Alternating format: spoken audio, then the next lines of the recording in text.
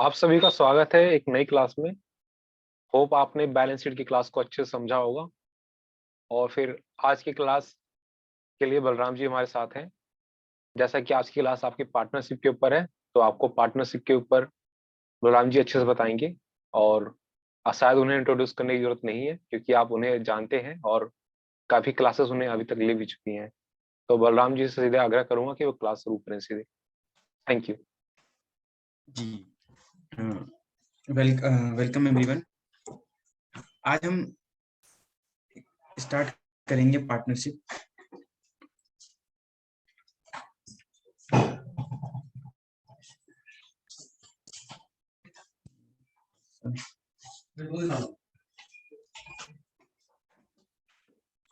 अब आप स्क्रीन पे देख भी पा रहे होंगे, थोड़ा मुझे समझाने में भी थोड़ा इजी हो जाएगा।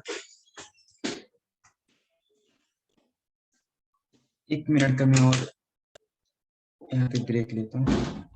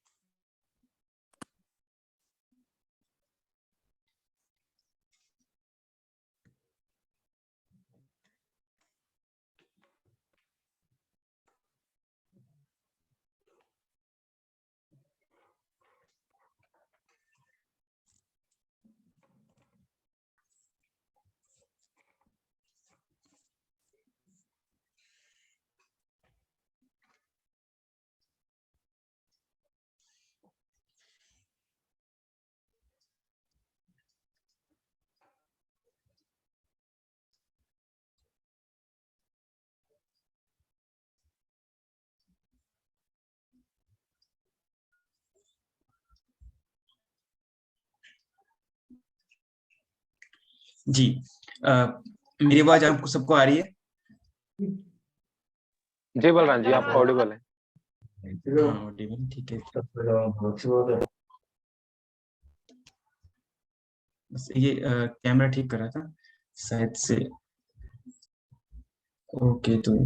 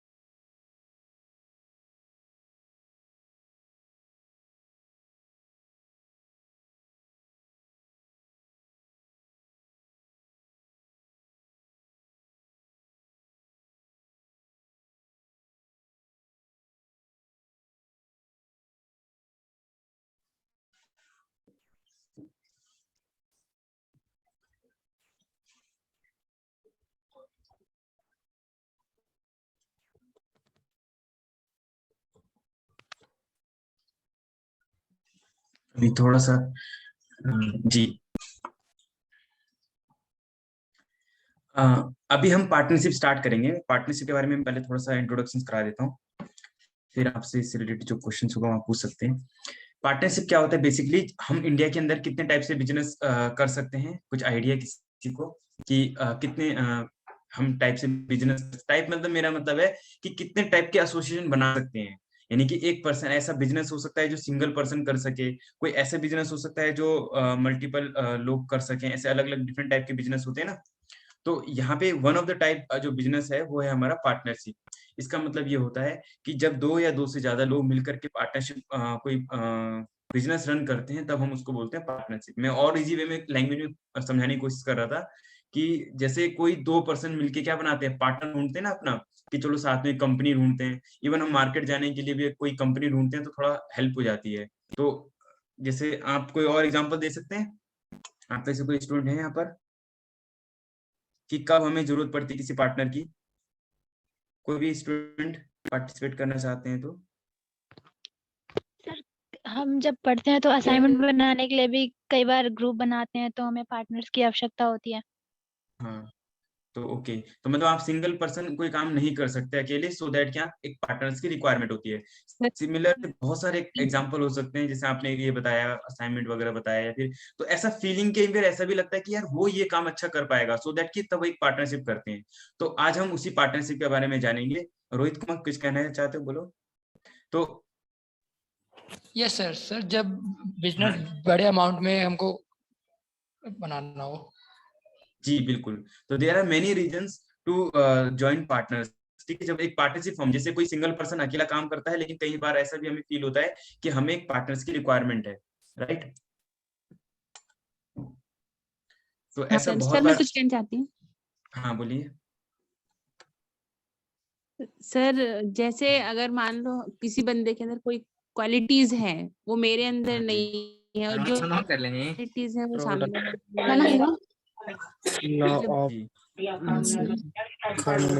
तो बिल्कुल, तो जैसे अभी रोहित जी ने बताया, और आपने किन्होंने वैल्यू एड किया था, क्या बताया था आपने नाम अपना? रोहित जी ने बताया तो कि कोई समटाइम, हाँ मनोज है ना।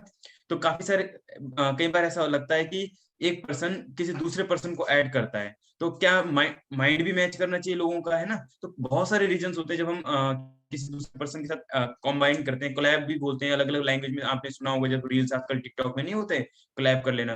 तो इस तरीके से हम कई सारे लोगों को पार्टनर्स बनाते हैं, ठीक है। एक चीज में यहाँ पे सिक्योरिटी नहीं है, ओके। annotation, ओके, चलिए, थैंक यू सो मच। अब हमें यहाँ पे तो पार्टनरशिप समझेंगे कि पार्टनरशिप क्या होता है। जैसे अभी आपने यहाँ तक क्लियर हो गया, जो नॉन कॉमर्स वालों को तो यहाँ तक क्लियर हो गया हो कि दो या दो से ज्यादा लोग अगर मिलते हैं, कोई बिजनेस रन करते हैं, प्रॉफिट शेयरिंग होती है उनके बीच में, तो हम बोलते हैं कि पार्टनरशिप कर रहे हैं, ठीक है। पार्टनर्स तो आपने और भी वे में बहुत सारे सुने होंगे, जैसे बताया कि कोई प्रोजेक्ट के लिए, किसी मार्केटिंग के लिए, शॉपिंग के लिए भी हम एक कंपनी ढूंढते हैं, पार्टनर्स ढूंढते हैं। अब यहाँ पे हम बिजनेस पॉइंट ऑफ व्यू से सीखेंगे। आज हम थोड़ा सा इसका लॉ सीखेंगे और थोड़ा सा अकाउंट सीखेंगे कि पार्टनरशिप में कौन कौन से लॉ एप्लीकेबल होते हैं, या लॉ में क्या क्या चीजें पहले से प्रावधान है, और अकाउंटिंग इसमें कब इम्पैक्ट होती है। पार्टनरशिप जब हम कर रहे हैं किसी बिजनेस के अंदर, जब अकाउंटिंग करते हैं, तो पार्टनरशिप हमारी कैसे इम्पैक्ट होती है, ठीक है। तो अभी जैसे बताया अभी एग्जांपल से कि जब एक पर्सन दूसरे पर्सन के साथ कोलैब करता है, पार्टनरशिप करता है किसी बिजनेस को सक्सेसफुल रन करने के लिए, तो हम उसको कह सकते हैं कि उन दोनों के बीच में पार्टनरशिप हुआ है। क्या हुआ है? पार्टनरशिप हुआ है। इसी प्रकार 2 3 4 5 और मैक्सिमम कितने, मैक्सिमम हमारा कितना बताया गया है, कुछ लिखा है यहाँ पे 50, ठीक है। यहाँ पे ऐसे लिखा होगा, किसी ने किसी स्लाइड में लिखा होगा कि मैक्सिमम हम 50 कर सकते हैं, लेकिन हमारा जो कंपनी एक्ट है वो तो 100 तक को एक्सीड कर सकती है। अदरवाइज हमारी भारत सरकार जो है वो 50 तक इसको लिमिटेड करती है, ठीक है। तो जो हम रजिस्टर करते हैं अपने सरकार के पास, बैंकिंग कंपनी के लिए देखो लिमिट बैंकिंग कंपनी के लिए और कम है, ठीक है। नॉन बैंकिंग के लिए यहाँ पे 20 है, ठीक है। लेकिन ये लिमिट शायद बढ़ के 50 तक हो गई है, ठीक है। 50 तक अलाउ है, देन उसके बाद फिर इलीगल एसोसिएशन के में काउंट होगा। तो मैक्सिमम कितने परसेंट एलिजिबल है यहाँ पे, जॉइंट वेंचर बना सकते हैं, इस तरीके से एसोसिएशन बना सकते हैं 50, ठीक है। यहाँ तक क्लियर हुआ आपको? अभी तक बहुत बेसिक है, अभी कुछ ज्यादा टॉपिक कुछ भी कवर नहीं हुआ है। जो भी अभी लेट भी ज्वाइन किए हैं, तो जो अभी राइट नाउ जस्ट ज्वाइन भी किए होंगे, उनके लिए भी यह है कि अभी ही जस्ट हम इसको स्टार्ट कर रहे हैं। पार्टनरशिप को हमने पढ़ा, the law of partnership is contain in the Indian contract 1932 which came into the force of 1932 1 अक्टूबर। तो जो पार्टनरशिप है वो कब से स्टार्ट हुआ है? 1932 से है। Contract of partnership is a special contract where the partnership act is silent on any general principles of law of contract apply। तो यहाँ पे law of contract जो है अप्लाई हो जाता है। law of contract क्या कहता है? कॉन्ट्रैक्ट लॉ भी हम समझेंगे। दो पर्सन के बीच में जो कॉन्ट्रैक्ट होता है तो वो अप्लाई होता है। वो कब अप्लाई होता है? जब पार्टनरशिप डीड नहीं बनी होती है, तो फिर हमारा पार्टनरशिप एक्ट काम करता है, ठीक है। तो कौन सी डीड, पहले तो डीड को समझेंगे कि डीड क्या होता है। डीड या फिर अग्रीमेंट, अग्रीमेंट क्या होता है? दो पार्टनर्स के बीच में ना दो पार्टनर आपस में अग्री करते हैं। जैसे आपने अभी देखा कि दो पर्सन एग्री करेंगे, तो ऑब्वियसली दोनों के बीच में पहला एग्रीमेंट क्या होगा?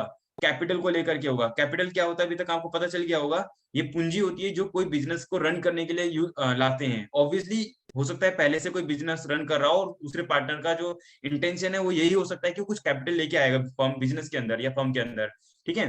तो पहला तो क्या होगा? कैपिटल कितना लेकर के आएगा वो। और सेकंड चीज क्या हो सकती है, बता सकते हैं कोई आप में से? पार्टिसिपेशन हो सकता है उसका कि वो क्या पार्टिसिपेट करेगा, है ना, बिजनेस में उसका रोल प्ले क्या होगा, मैनेजमेंट में उसका क्या रोल होगा, ठीक है। और भी कुछ चीजें हो सकती हैं, ठीक है। बता पाएंगे और क्या हो सकता है पार्टनर के साथ? पार्टनर जब आता है तो जब डीड बनेगी तो डीड में क्या क्या चीजें हो सकती हैं, कोई बता पाएगा आप में से? सैलरी भी मिल सकती है उनको। सैलरी मतलब कि अगर कोई पार्टनर ज्यादा काम कर रहा है तो उसको हो सकता है सैलरी मिले, है ना। किसी ने हो सकता है अगर बहुत ज्यादा पैसा इन्वॉल्व किया है तो उसको इंटरेस्ट भी मिले उसके पैसे पे, हो सकता है उसको और भी चीजें मिल सकती हैं, ठीक है। तो ये सारी चीजें हम इसमें पढ़ेंगे, वैसे डिटेल में थोड़ा सा और पढ़ेंगे जितना हमारा ड्यूरेशन रहेगा सेशंस का। इसमें थोड़ा अकाउंटिंग का भी देखेंगे, लेकिन थोड़ा पहले इसका देख लेते हैं लॉ क्या क्या कहता है, ठीक है। This act extend the whole India Kashmir से एक्सेप्ट, यहाँ पे हमारे इंडिया में एप्लीकेबल है।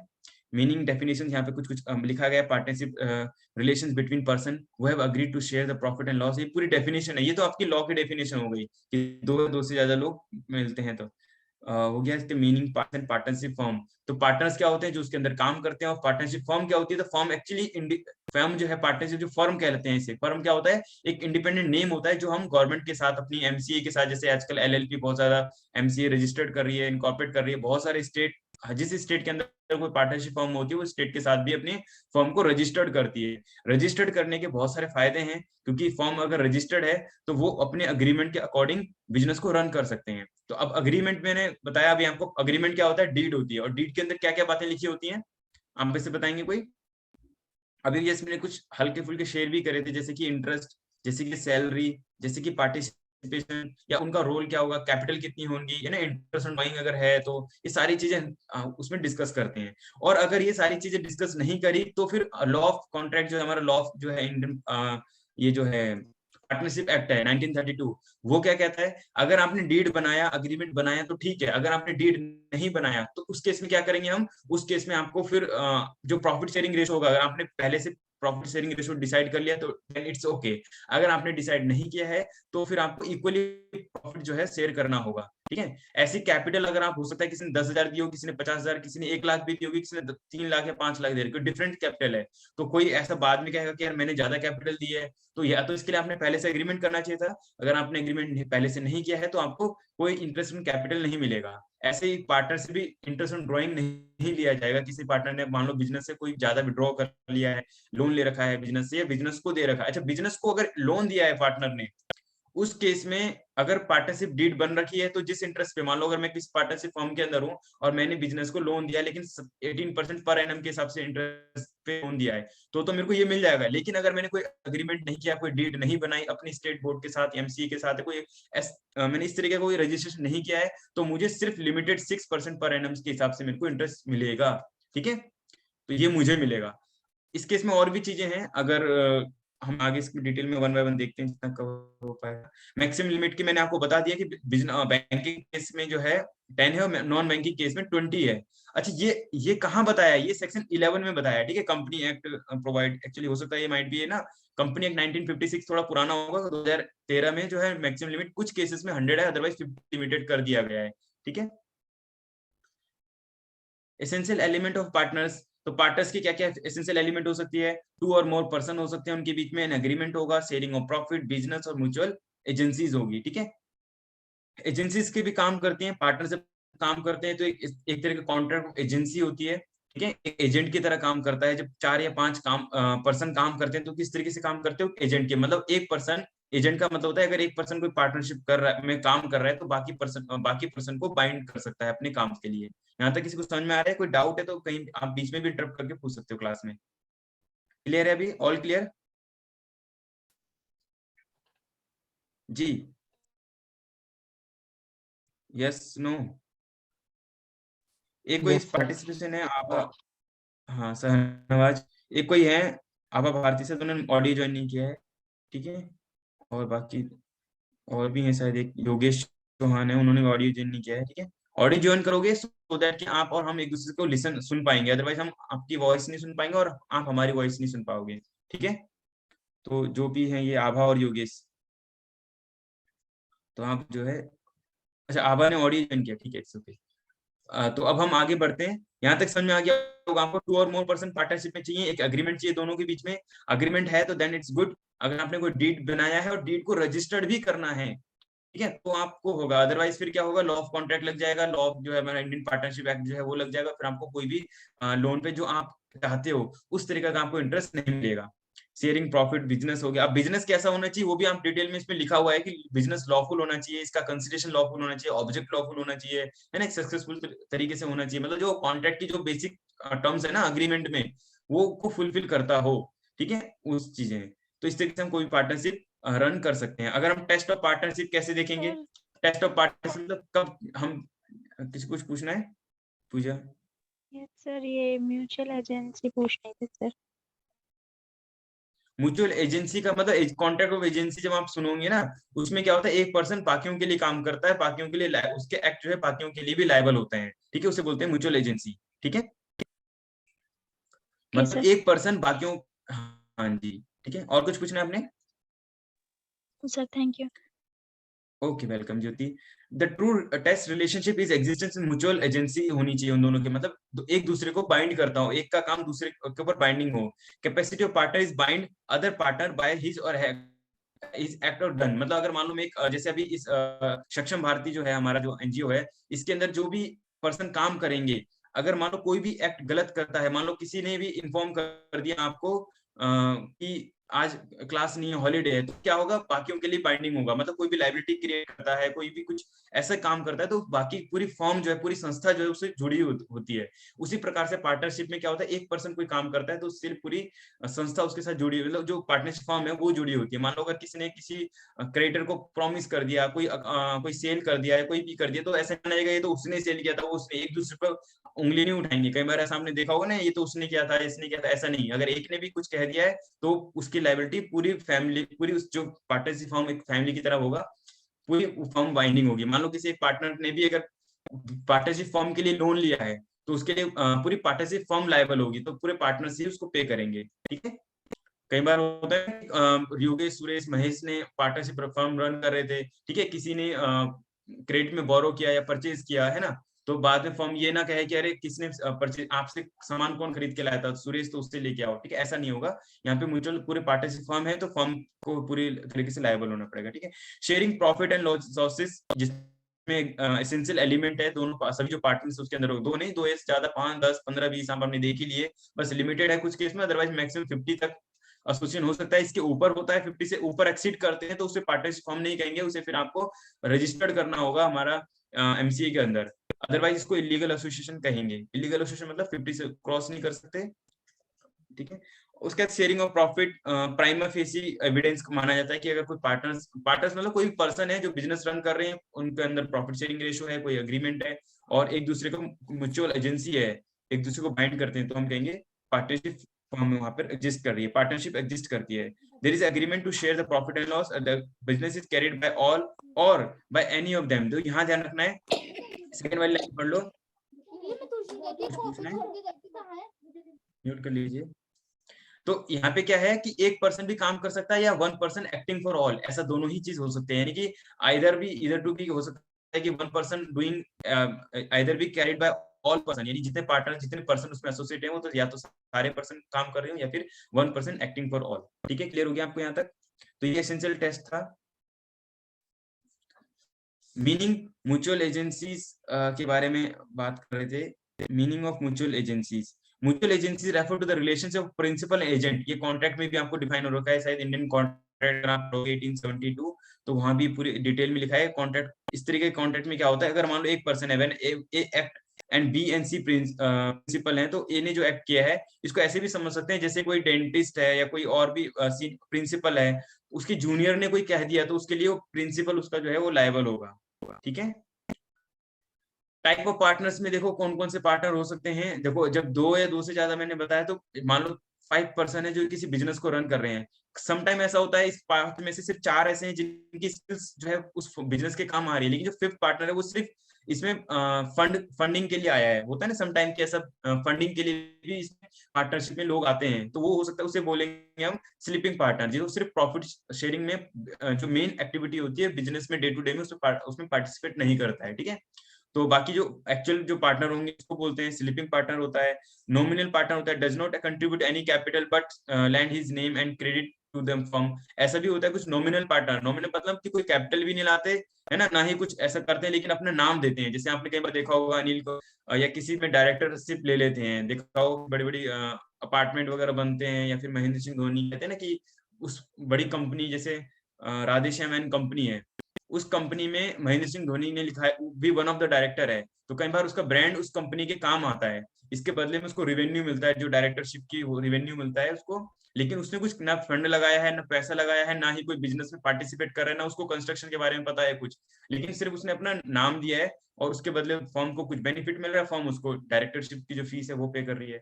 सब पार्टनर होते हैं जो प्रॉफिट इन ओनली, मतलब कुछ ऐसे पार्टनर, अच्छा ये प्रॉफिट इन ओनली ऐसे केस माइनर के केस में ही होता है ये, या फिर कुछ और सर्टेन कंडीशन हो सकती है जो एक्स्ट्राऑर्डिनरी कंडीशन हो सकती है, जहाँ पे किसी पार्टनर को प्रॉफिट एंड लॉस नहीं, सिर्फ प्रॉफिट के लिए, जैसे हम माइनर की बात करते हैं। माइनर कौन होता है आप में से किसी को पता है? कोई भी अगर जो 18 से कम होते voluntarily हैं, बताना जी, प्रिया क्या बताया आपने?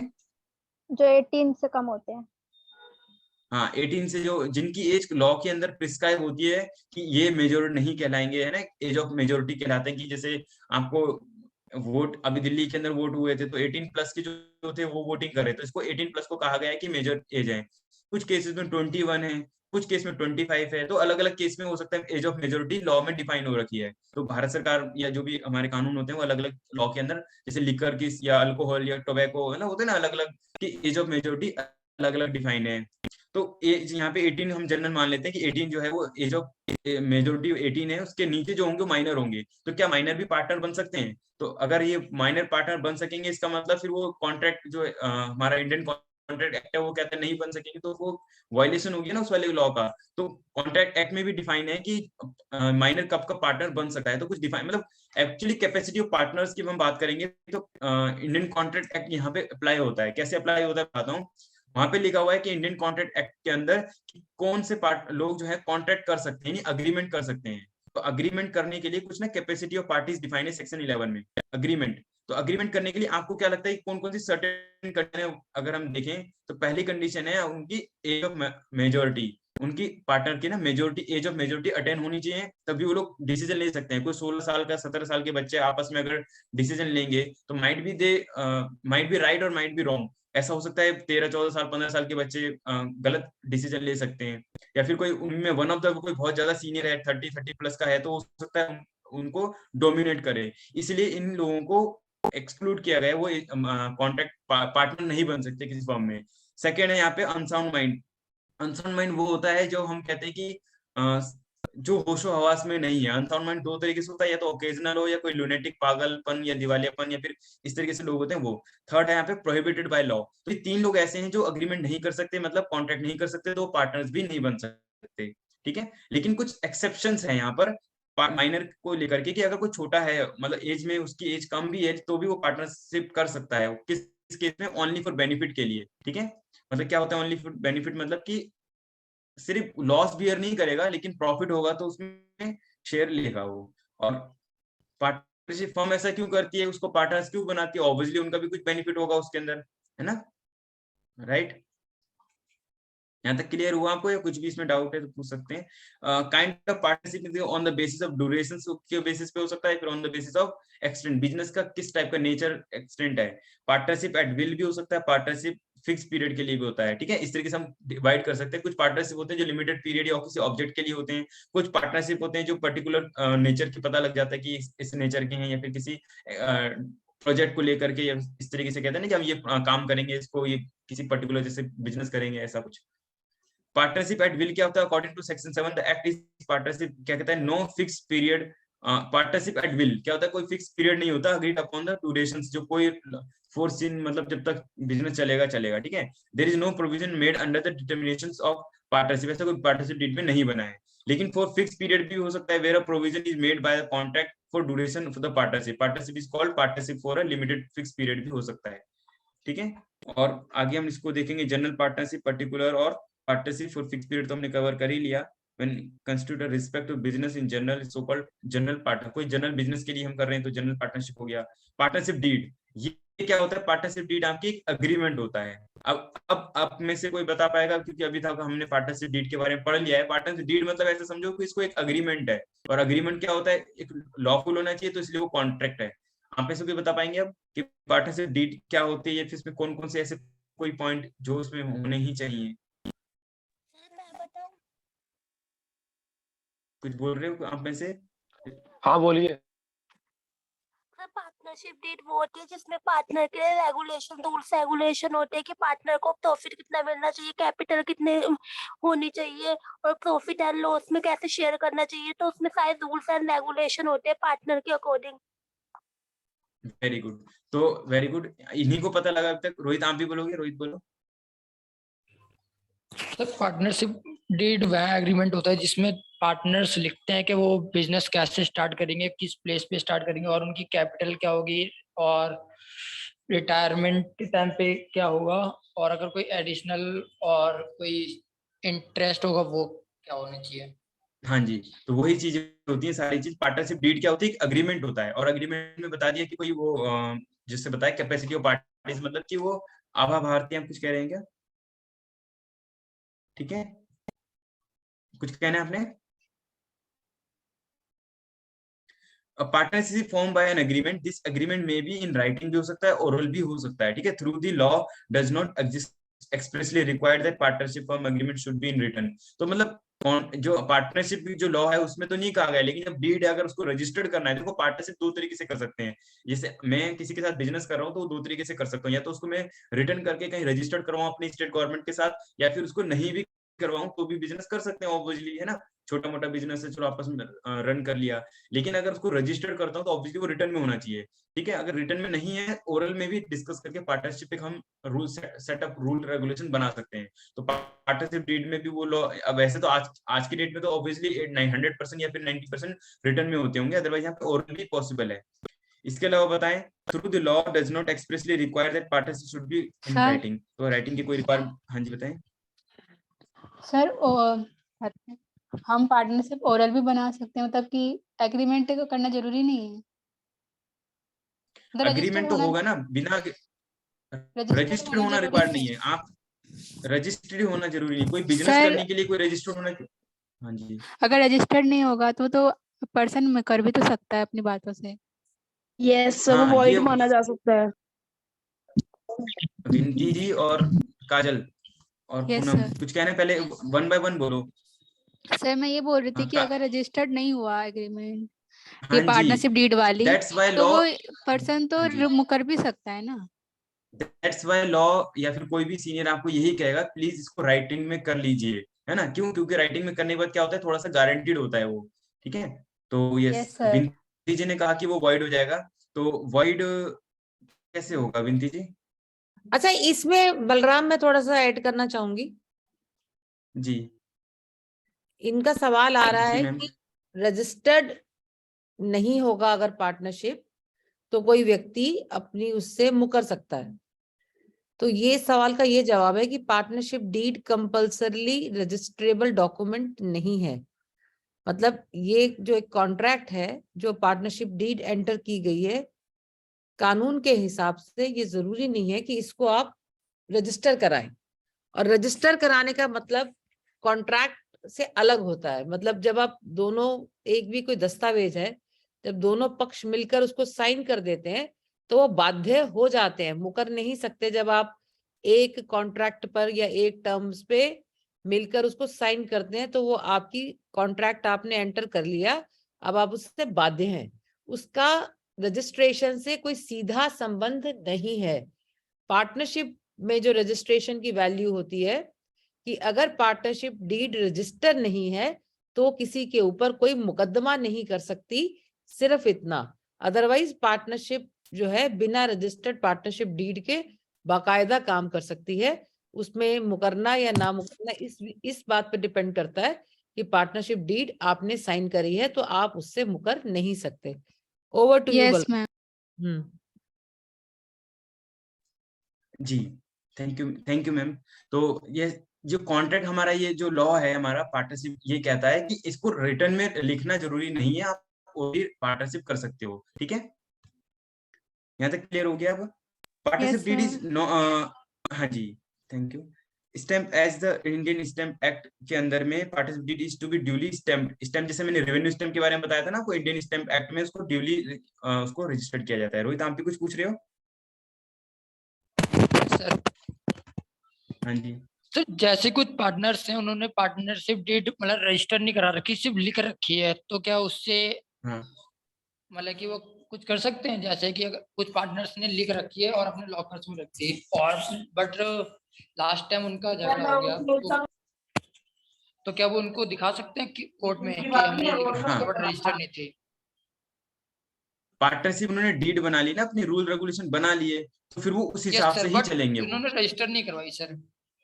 रजिस्टर नहीं करा, इट्स ओके देन, कोई नो प्रॉब्लम। कोई रजिस्टर कराना कोई कंपलसरी नहीं है ना। बिजनेस को बहुत सारे ऐसे बिजनेस हैं जो पार्टनर्स में चलते रजिस्टर्ड नहीं भी हैं, ठीक है,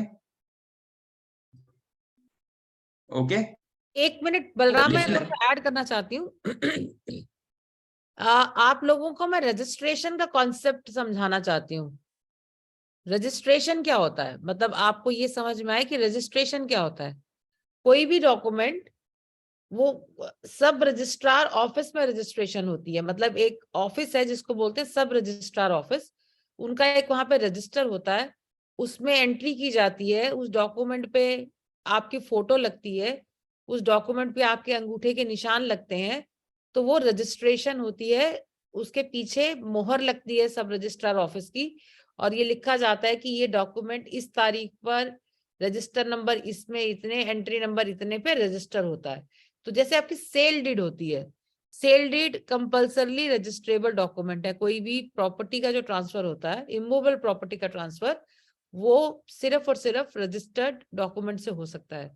जैसे वसीयत होती है, विल होती है, उसको आप जाके सब रजिस्ट्रार ऑफिस में रजिस्टर कराते हैं, पर उसमें भी ये जरूरी नहीं है कि विल आपकी कंपल्सरली रजिस्ट्रेबल नहीं है। तो इसलिए आप कृपया करके किसी डॉक्यूमेंट की एग्जीक्यूशन, मतलब डॉक्यूमेंट को बनाना, उसको साइन करना, उसको आप उस दस्तावेज की रजिस्ट्रेशन से कंफ्यूज ना करें। डॉक्यूमेंट पूरी तरह एग्जीक्यूट होने के बाद, साइन होने के बाद, पूरा डॉक्यूमेंट बनने के बाद रजिस्टर होता है, वो एक अलग स्टेप है, और डॉक्यूमेंट की एग्जीक्यूशन अलग स्टेप है। Balram, you can continue. जी, थैंक यू मैम। शायद आप अभी कुछ इसलिए कंफ्यूज हो रहे होंगे कि रिटर्न होना है या फिर नहीं होना है।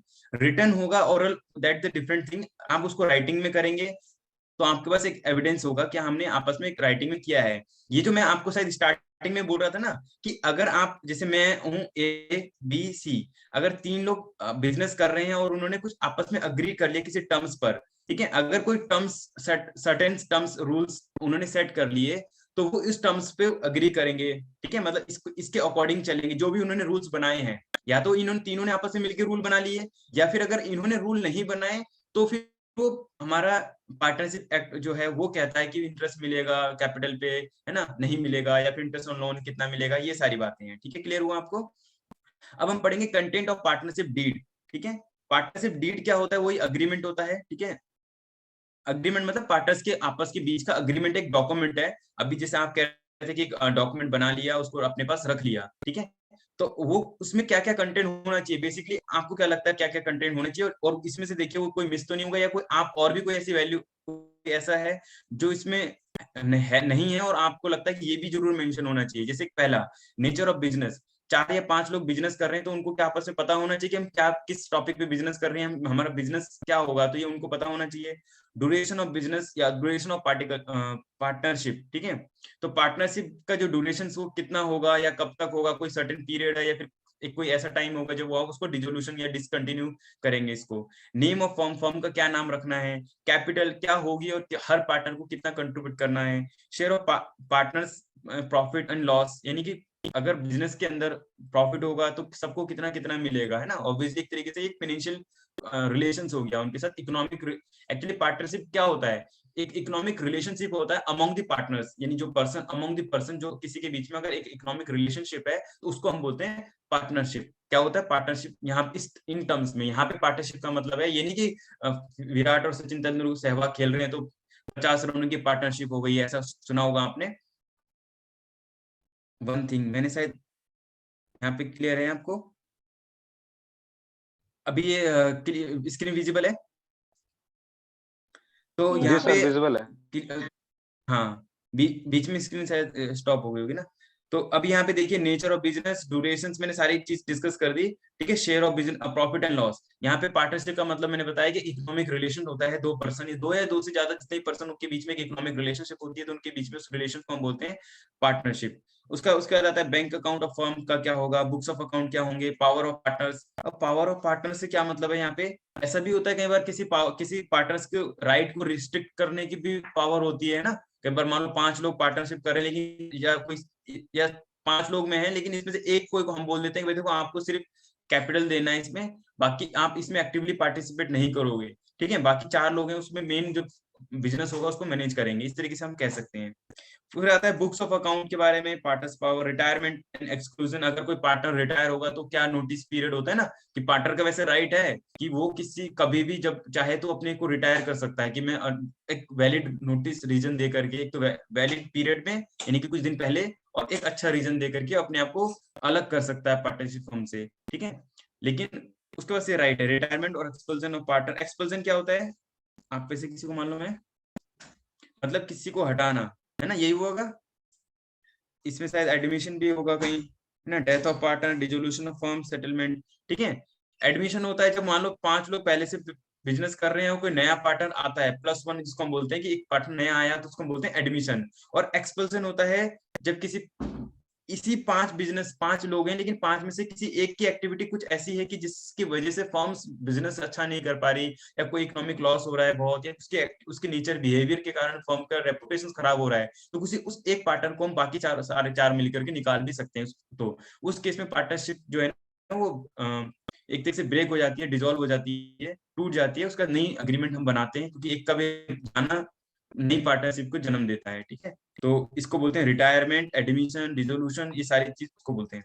डेथ ऑफ पार्टनर मतलब कभी भी मतलब 6, 7, 4, 5 अगर लोग काम करते हैं तो ऑब्वियसली ये ह्यूमन नेचर की हो सकता है, माइट भी कोई भी एक पार्टनर डेथ हो जाए, उस केस में जो पार्टनरशिप ओल्ड जो इकोनॉमिक रिलेशंस है ना वो टूट जाएगा। नहीं टूट जाएगा, आप बताओ। अगर मान लो 100 रुपए कमाए और 5 लोगों ने कोई रेशो बना रखा होगा 1:2:2:3 ऐसा कुछ रिलेशन बना रखा होगा, 1:4 कितने हो गए, है ना। 4 पार्टनर है और ये इस तरीके से रेशो बना रखा होगा, मान लो एक पार्टनर चला गया तो बाकी पार्टनर उस रेशो को मेंटेन नहीं कर पाएंगे सारी चीज, तो इसलिए वो पार्टनरशिप जो है वो टूट जाती है। बाकी पार्टनरशिप जो फर्म है ना वो डिसॉल्व नहीं होती, सिर्फ पार्टनरशिप डिसॉल्व होता है, फिर वो उसके बीच में जो पुराना रिलेशन होता है वो टूट के फिर नया रिलेशन बनता है उनके बीच में। क्लियर हुआ यहाँ पे? डिसोल्यूशन ऑफ फर्म का मतलब क्या होता है, पूरी फर्म में डिसॉल्व हो गई, उनका बिजनेस ही पूरा जो है वही डिसकंटिन्यू हो गया, और अलग अलग रीजन हो सकते हैं उसके लिए, जैसे हमारा सेक्शन 39 और 40, 41, 43 तो पूरा डिसोल्यूशन से रिलेटेड है, पार्टनरशिप एक्ट में वो बताएगा आपको। Settlement of and duties, settlement of dispute, अगर डिस्प्यूट हुआ तो कैसे सेटल होगा, ये सारी बातें भी पार्टनरशिप डीड के अंदर लिख सकते हैं। इवन इसमें काफी सारी बातें इस पे डिस्प्यूट से रिलेटेड लिख सकते हैं कि ये चीजें होंगी। यहाँ तक क्लियर हुआ आपको? अब हम पार्टनरशिप के बारे में देखेंगे क्या इसके एडवांटेज हैं, ठीक है। पार्टनरशिप फर्म के क्या एडवांटेज हैं या फिर डिसएडवांटेज हैं, आप पे से कोई बताएगा कोई पार्टनरशिप फर्म के क्या एडवांटेज हैं? इसको एक्चुअली एडवांटेज देखना है तो किसी से कंपेयर कर लेते हैं, जैसे कि पार्टनरशिप को एक तो सोल प्रोप्राइटर से, या एक कंपनी से, या फिर एक पार्टनरशिप फर्म में। अगर मान लो कोई एक पर्सन अकेला बिजनेस कर रहा है या फिर उसके साथ 4 लोग और ऐड हो गए, तो यानी कि 5 हो गए, ठीक है, +4 बोलते हैं इसको। तो अब आप में से कोई एडवांटेज डिसएडवांटेज किसको कोई वैल्यू ऐड करना है तो? सर इसमें ना हाँ अगर पार्टनरशिप है फर्म तो उसमें जो लोग होंगे ना उसको इजीली उनको ना हर आइडिया मिलता रहेगा, मतलब कि एक पर्सन को सारा काम के लिए माइंड नहीं लगाना पड़ेगा, और भी लोगों से उनको आइडियाज मिलेंगे फर्म को रन जी, करने थैंक के यू लिए। यस सर जी। कैपिटल बहुत profit कम and- लगेगी अगर ज्यादा पार्टनर्स है तो, बिकॉज एक पार्टनर को अगर बिजनेस स्टार्ट करना है तो एक पर्सन को तो ज्यादा कैश लगता है या ज्यादा अमाउंट लगता है, जी और अगर 2-3 जी। होंगे तो वो स्प्रेड हो जाएगा। सर प्रॉफिट एंड लॉस जैसे भी काजल शेयर जी होगा, ने कैपिटल भी शेयर होंगे, लायबिलिटीज भी शेयर होंगी, सारी चीजें शेयर होती है, और न्यू न्यू आइडियाज जो हैं जनरेट होते हैं अपने बिजनेस को रन करने के लिए। जी और सर और बर्डन भी कम होता है। हाँ, देखो काजल जी ने बताया बर्डन कम होता है, विनती जी ने बताया कि कैपिटल आएगा, और ज्योति जी ने सबको सम अप कर दिया। ठीक है, उन्होंने बताया कि बर्डन एक तो कम हो जाएगा, चाहे वो फाइनेंशियल बर्डन हो, चाहे वो लॉस का बर्डन हो, चाहे वो वर्क बर्डन हो। ठीक है, ऑब्वियसली किसी एक बिजनेस के अंदर काफी सारे वर्क्स होते हैं, मतलब जो मैनुअल ह्यूमंस को करना होता है। ठीक है, उसमें भी तो हेल्प होता है, पार्टनरशिप को उसमें सैलरी मिलती है।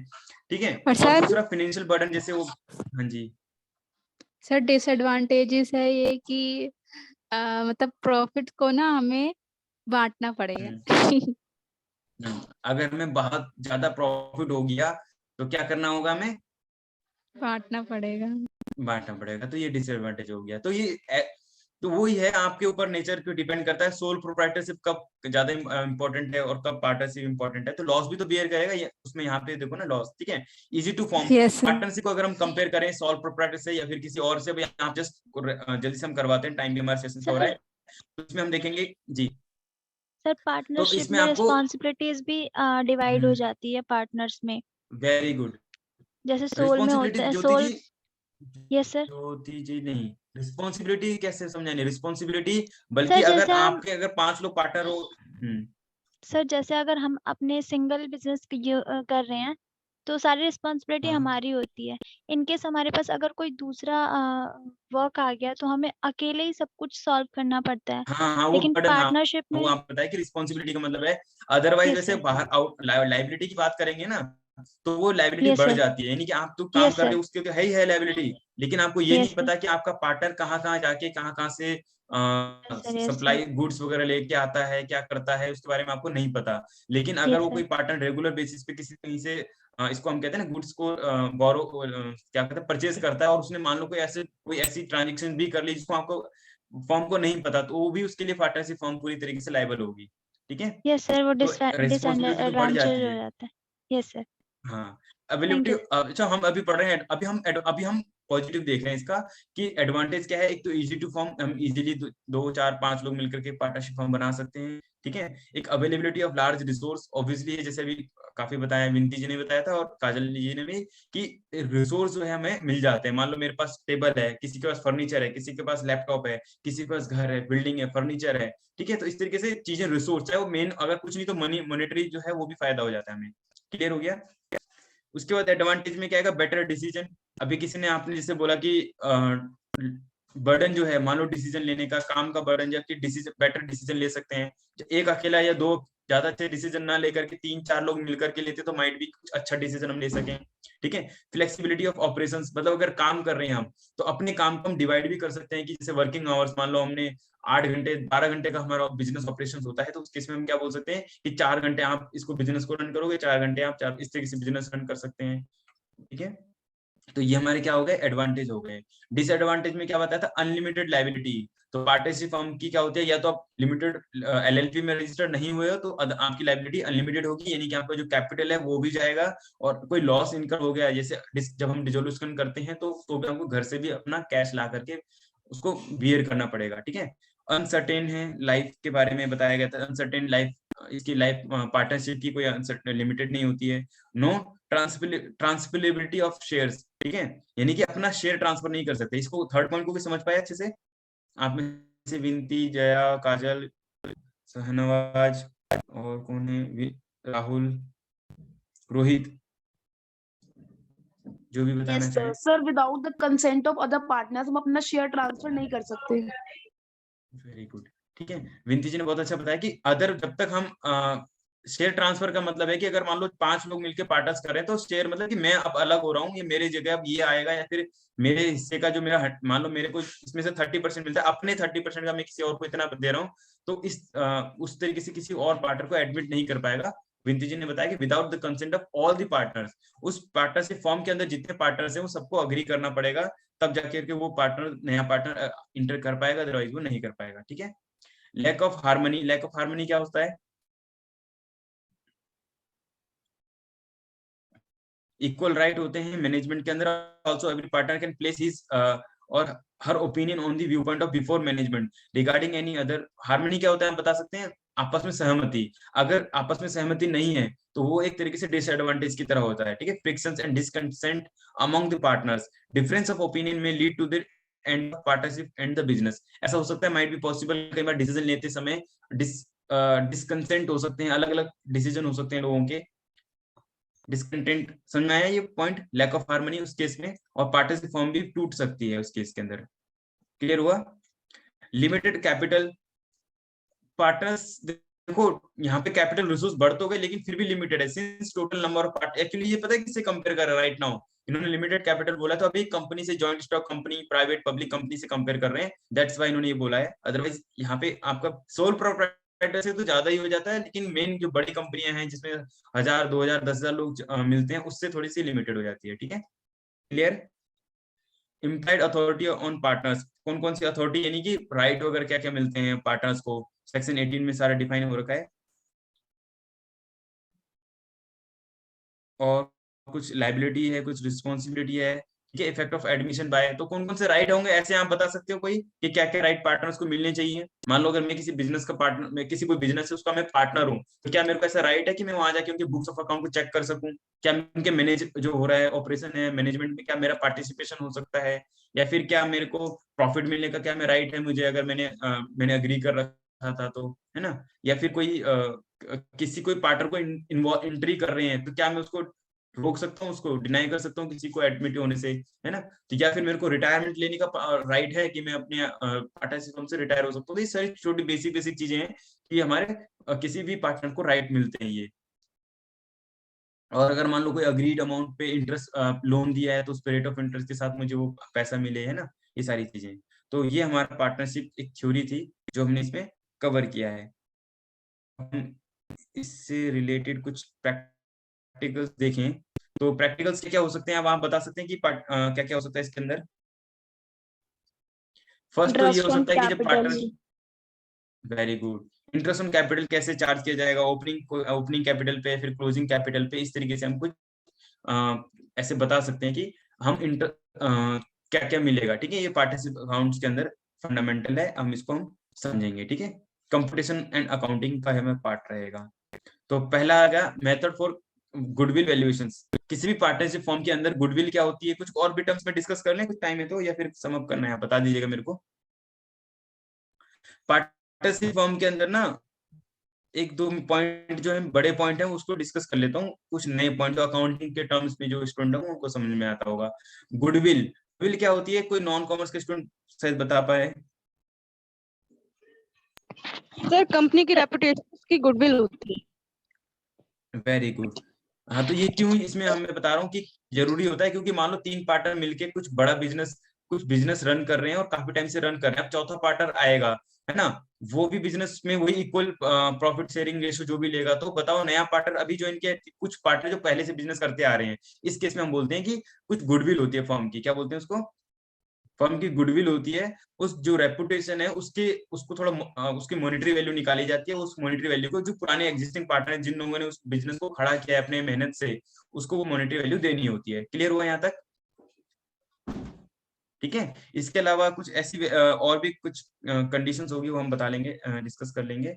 एक तो average profit method, super profit method, इस तरीके से ना मेथड से हम गुडविल कैलकुलेट करते हैं, मतलब जो भी उनका रेपुटेशन है कैसे निकालते हैं। सुपर प्रॉफिट एक दो मेथड बताया था मैं आपको, कि जैसे नॉर्मली जो पार्टनर की गुडविल क्या होती है, देखो गुडविल पॉजिटिव भी हो सकती है, नेगेटिव भी हो सकती है। मान लो अगर मैं कोई बिजनेस कर रहा हूँ और नॉर्मल मार्केट के अंदर कोई एवरेज कोई इंडस्ट्री 10,000 रुपए का प्रॉफिट अर्न कर रही है और हमारी जो है 40,000 का प्रॉफिट अर्न कर रही है, इसका मतलब क्या है, हमारे मार्केट में ज्यादा वैल्यू है, ठीक है, इनसे ज्यादा। रघु, ठीक है, ये क्लियर हुआ आपको? ये हो गया हमारा सुपर प्रॉफिट मेथड से हो गया। इसमें एक जॉइंट लाइफ पॉलिसी भी होता है, आपने सुना होगा, पता है किसी को? ठीक है, लाइफ इंश्योरेंस पता है ना, जैसे हमारी लाइफ के बारे में पता है कि किसी की लाइफ भी कोई सर्टेन नहीं होती है, कि सबके लाइफ में कभी भी कुछ हो सकता है, एक तरीके से काफी सारा लॉस हो सकता है। एक तो इमोशनल लॉस है, एंड सेकंड चीज जो मोस्ट इंपॉर्टेंट फाइनेंशियल लॉस है। तो किसी पार्टनर्स का ऐसा कुछ ना हो और बिजनेस पे भी इम्पैक्ट ना आए, इसलिए पार्टनरशिप फर्म उसके लिए एक इंश्योरेंस करवाती है अपने पार्टनर्स का, उसको बोलते हैं जॉइंट लाइफ पॉलिसी। अब अभी हम इसको सम अप करेंगे, बस कुछ गुडविल हमने कर लिया कवर।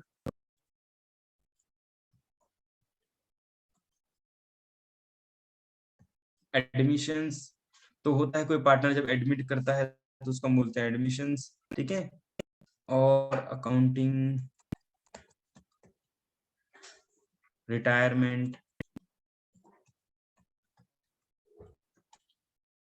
जी अभी ये समाप्त हो चुका है, ठीक है। Thank you so much. अभी आपने इसमें से कुछ पूछना है तो पूछ सकते हैं।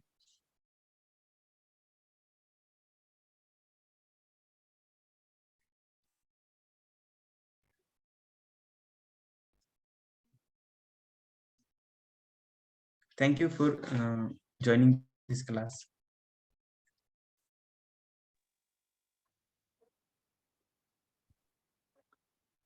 Thank you Balram ji for this class. And अब मैं हमारी प्रेसिडेंट जो कि सुप्रीम कोर्ट की लॉयर हैं और पूर्व मानवाधिकार आयोग के सदस्य रह चुके, उन्हें रजिस्टर्ड एड्रेस के लिए बुलाना चाहूंगा। Ma'am, over to you. Abhishek, मेरा वीडियो क्यों नहीं स्टार्ट हो रहा? मैम डिसेबल तो नहीं है वैसे, मैं देखता हूँ। सॉरी, मैंने बीच में मैंने डिसेबल किया था, सॉरी। अब हो जाएगा मैम। इनेबल कर दो बलराम जी। डिसेबल क्यों कर दिया था? बीच में कुछ स्टूडेंट से हो गया होगा ना, तो मैंने वो, सॉरी मैम। अच्छा ठीक है, नहीं। So thank you Balram, it was really a nice class. काफी अच्छे से आपने समझाया पार्टनरशिप, और बच्चों ने बहुत पार्टिसिपेट किया, और हम ये उम्मीद करते हैं कि आप में से बहुत सारे जो हमारे स्टूडेंट्स हैं वो अपनी अपनी पार्टनरशिप फर्म बनाएंगे। मतलब आप पार्टनर्स बनोगे। आज की पार्टनरशिप क्लास का सफलता तब होगी कि आप लोग ये सोचो कि हमें भी अपनी पार्टनरशिप फर्म बनानी। मकसद जो हम ये सेशंस ले रहे हैं वो सक्षम रोजगार सोसाइटी, जो मैं पहले भी रिपीट कर चुकी हूँ, सक्षम रोजगार मेला होने जा रहा है। हम आप सब लोगों की उस इंटरव्यू की तैयारी करवा रहे हैं कि कोई आपसे एम्प्लॉयर पूछे कि भैया पार्टनरशिप क्या होता है, तो आप उसको खटाक से जवाब दे सके कि पार्टनरशिप ये होता है। आप में बहुत सारे कॉमर्स बैकग्राउंड के हैं, तो भाई आपको क्यों आवश्यकता है। तो ऐसा होता है कि जब भी इंटरव्यू की तैयारी करने जाते हो, इंटरव्यू देने जाते हो, तो आप उसकी तैयारी करके देखते हो ना, किताबें खोल के देखते हो। तो हम आपका वही जो एक्सरसाइज है ना करवा रहे हैं, हम आपको मिलके, हम लोग सब मिलके आपकी वो प्रैक्टिस करवा रहे हैं कि ताकि आपका बढ़िया सा इंटरव्यू हो सके। तो बहुत अच्छा लगा, और आप जब सवाल पूछते हैं और अपनी राय देते हैं तो वो भी बहुत अच्छा लगता है। आज पार्टनरशिप है और कल कंपनी को लेके बलराम जी अपना एक सेशन देंगे, और आपसे फिर वही मेरी गुजारिश कि आप एक बार अपने अपने घरों में गूगल के ऊपर थोड़ा सा कंपनी के बारे में जान लें। कंपनी के जो सबसे एसेंशियल फीचर होता है वो होता है corporate company can sue and can be sued in its own name. It's a juristic person. मतलब कि कंपनी अपने आप में एक इंसान होती है, कानून द्वारा पैदा किया गया इंसान। उसके नाम से मुकदमा कर सकते हो और उसके खिलाफ भी मुकदमा कर सकते हो। और जो जो जो डायरेक्टर्स हैं उनकी लायबिलिटी लिमिटेड होती है। आज ये जो बात आज हमारे पार्टनरशिप में आ रही थी कि पार्टनर्स लायबल होते हैं पार्टनरशिप के काम के लिए, परंतु जो कंपनी के डायरेक्टर होते हैं उनकी लायबिलिटी लिमिटेड होती है। पूरी की पूरी लायबिलिटी कंपनी की होती है। तो thank you very much, and इसी तरह आप जुड़ते रहिए। और आप सबसे मेरी एक रिक्वेस्ट है कि अपने अपने जो संपर्क के लोग हैं उनको एक बार फोन करके बताइए कि इतनी बढ़िया क्लास चल रही है, उसको ज्वाइन करें। बड़ी संख्या में हमारे सारे पार्टिसिपेंट थे, थोड़ा से कम लग रहे हैं, तो उसको आप ज्वाइन करिए। Over to you Abhishek. Thank you ma'am for your address. अब मैं ओम से वर्ड ऑफ थैंक्स के लिए गुजारिश करना चाहूंगा। ओम, ओवर टू यू।